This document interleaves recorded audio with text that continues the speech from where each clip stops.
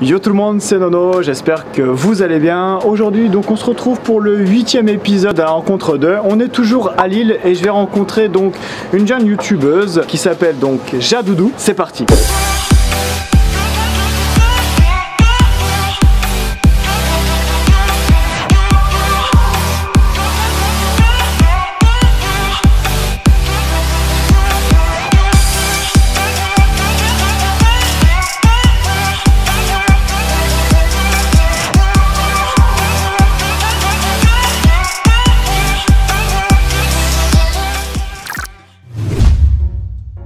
Alors donc voici donc Jadoudou. Alors déjà salut.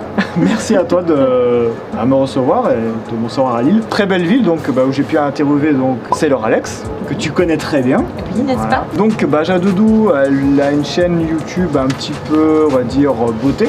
Je veux dire ça, lifestyle beauté, oui, voilà. C'est ça. Donc présente-toi un petit peu pour les gens qui ne te connaissent pas parce que tu te lances en fait. Ah. Voilà, donc présente-toi un petit peu. Ok, donc je vais faire simple. Donc moi c'est Jade, j'ai 28 ans, j'ai démarré ma chaîne YouTube il y a quelques mois, en septembre. Et donc effectivement oui, je suis sur une chaîne plutôt beauté, lifestyle et je présente cette chaîne avec mon chat.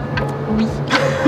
Comment s'appelle ton chat? Alors, officiellement c'est Jungle, mais on l'appelle Poupoune. Ah ouais, rien à voir.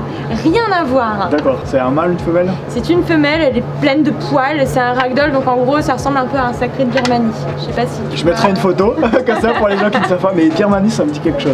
En gros c'est plein de poils, c'est une boule d'amour. Alors par rapport à ton parcours scolaire, qu'est-ce que tu peux me dire un petit peu si tu veux en parler?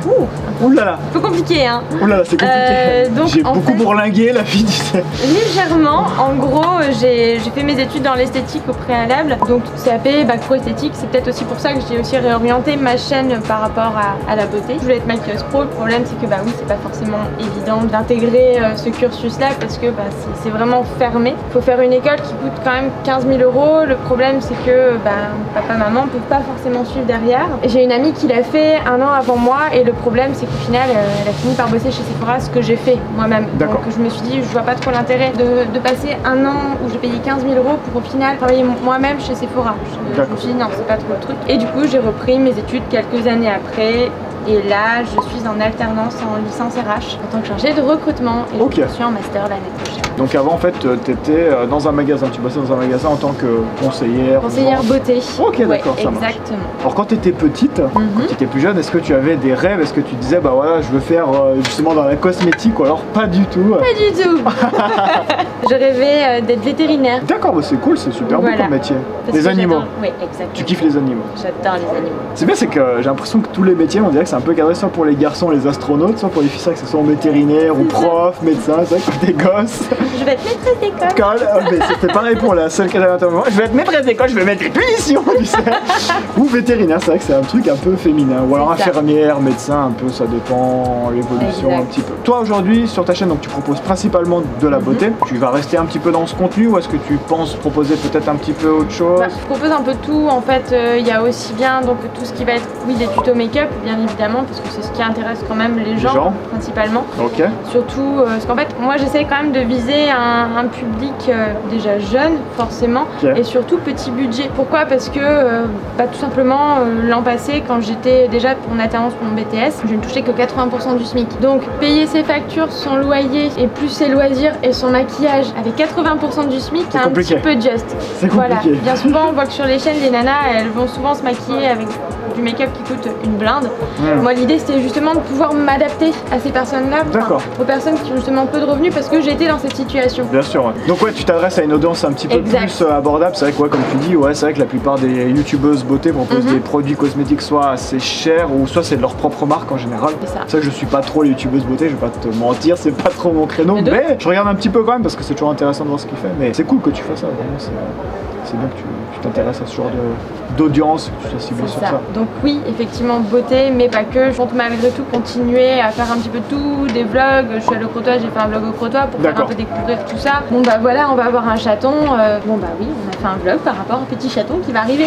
Donc non, l'idée c'est vraiment de faire vraiment de tout au niveau du contenu. Aujourd'hui, quand tu t'es lancé sur YouTube et puis sur Instagram un petit peu, c'est qui les personnes qui t'inspirent un petit peu? Est-ce que tu as des modèles, des gens que tu as vus soit sur internet ou dans la vraie vie? Sur YouTube, c'est vrai que j'ai j'ai quelques chaînes que je suis vraiment. C'est en fait un petit réseau qu'on s'est créé en fait parce que bah voilà, quand on démarre un petit peu dans le milieu, c'est pas forcément évident. On se constitue un petit réseau. D'accord, ok. Et moi en fait, il y a quelques filles que je suis. Donc on se suit toutes mutuellement. Dès qu'on poste une vidéo, bon bah on va tout de suite aller dessus, regarder la vidéo et puis surtout bah commenter. Et ça devient des amis. Et en fait, ce que font ces personnes, c'est quelque chose qui a rien à voir avec ce que je fais. Il y en a une, c'est CC It's Me. C'est une petite belge qui est de tournée. D'accord. On va d'ailleurs bientôt tourner une vidéo ensemble. Cool. Et cette fille-là, bah non, elle va pas présenter de la beauté, elle va surtout faire des podcasts, parler de ses, je sais pas, de tout ce qu'elle peut faire dans la vie de tous les jours. Bon bah voilà, elle a eu ses cadeaux de Noël, bon bah qu'est-ce que j'ai eu à Noël, ce genre de choses. Mais en fait, voilà, elle va mettre une touche d'humour et je trouve que c'est vachement sympa, ça donne de la vie dans les vidéos. Donc oui, peut-être plus sur la façon de faire, je vais m'inspirer en fait de ce type de personnes. C'est bien, c'est cool que tu passes des feats comme ça déjà à ton échelle, c'est plutôt bien. Je pense que tu dois être assez enthousiaste par rapport à ça. Vraiment très enthousiaste. Comment tu vois ton avenir un petit peu sur YouTube? Est-ce que voilà, ça te plaît bien, tu vas continuer dans ça, ou est-ce que tu penses que c'est plus passager, on va dire, parce que c'est un peu, c'est méchant de dire ça, la mode en ce moment de YouTube? C'est pas pour une question de mode que je fais ça. Alors effectivement oui, c'est vrai que y en a énormément qui le font de plus en plus. On voit des gamines qui ont 14 ans qui se lancent dessus. Même pas peur, elles y vont. Il n'y a même pas de montage, il n'y a rien. Allez, on y va, c'est parti.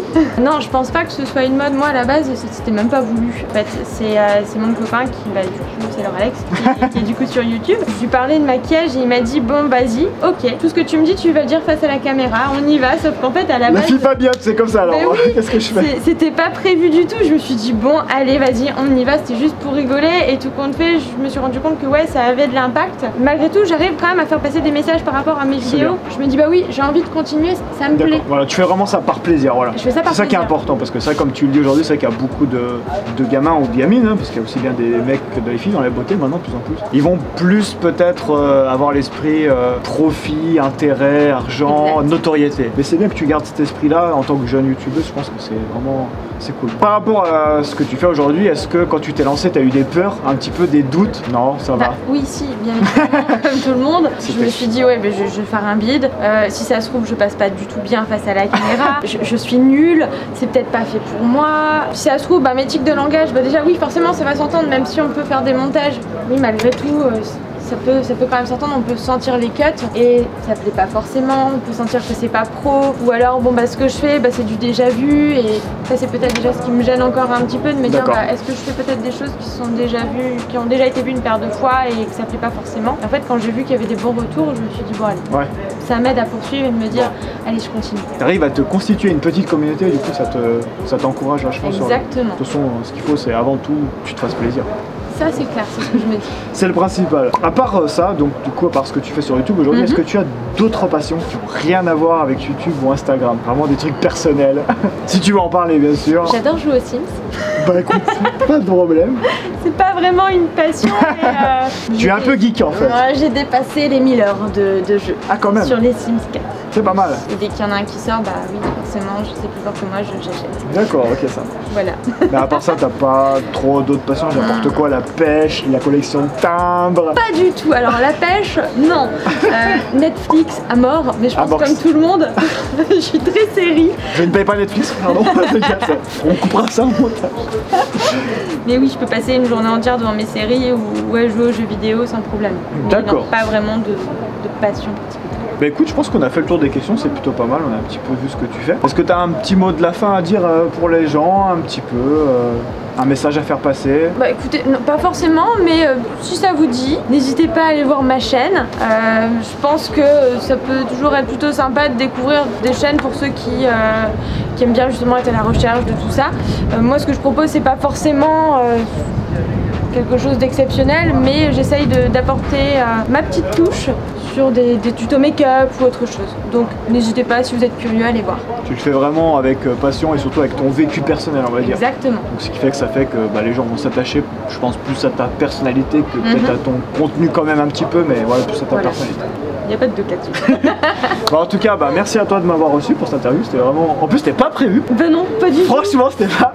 C'était. À la wall again. C'était vraiment pas prévu. C'était vraiment comme ça. Et bah, c'est grâce à Alex. Je remercie encore beaucoup pour ça. N'hésitez pas à soutenir en tout cas Jade. Franchement, elle fait vraiment du super contenu. En tout cas, je vais aller voir ce que tu fais vraiment pour voir un petit peu. Même si c'est pas mon univers, c'est vrai que je m'intéresse aux filles, hein, faut pas croire. Hein. Je suis des Enjoy Phoenix, des Camille Caméléon, je crois, comme ça. Enfin, je suis quand même quelques youtubeuses beauté, c'est intéressant ce qu'elles font. Puis je suis aussi des youtubeurs beauté aussi, parce qu'il y en a de plus en plus. Oui, il y en a de plus en plus. Il y en a certains que j'aime beaucoup, notamment Lucas Derable. Lucas Derable, ouais. Ah, il est top. Moi je suis Johan Paps, je sais pas si tu connais, c'est l'ennemi juré de Enjoy Phoenix, de Marie. Du tout. Et il fait des trucs un petit peu make-up, un petit peu relooking, un petit peu vlog, un petit peu découverte, un petit peu... En fait il fait un petit peu tout, mais on voit que ça reste quand même un univers un peu, pas girly, mais un univers un peu beauté, un peu ce genre de truc. Voilà, c'est le problème, c'est que c'est vachement fermé comme univers. Ouais, c'est un univers qui est vachement fermé. C'est bien de pouvoir s'ouvrir sur d'autres contenus aussi. Mais tout à fait, mais c'est bien que il fait pas que ça, il fait pas que de la beauté, il fait des vlogs, il fait des voyages, il fait pas mal de choses. N'hésitez pas à vous abonner donc à Jade, n'hésitez pas à laisser des petits commentaires et également des petits likes, abonnez-vous à ma chaîne, puis bah en tout cas je vous retrouve très vite pour une nouvelle vidéo. À plus tard.